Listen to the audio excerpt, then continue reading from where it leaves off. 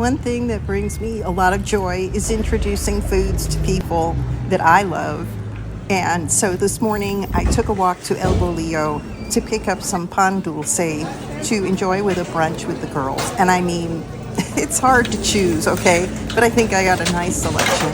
Just love this place and all the fresh bread. Okay, here's our pan dulce from El Bolillo. Oh, This is an oreja. This is a piedra de canela. This is a rock of cinnamon for Dira. These are empanadas de queso. I got us each one because that's just a no-brainer. That's a magdalena. It has coconut. This is a cuernito. This is an empanada de piña, pineapple inside. This is a payaso cookie. It's a polvorón, basically. And these are pastel de cajeta. It's like a caramel type inside sugar pastry. oh my goodness. There you have it. Ah, beautiful. Oh my goodness. I'm very impressed with your pronunciation and your knowledge of Spanish. Yes. Are you going to say cheers?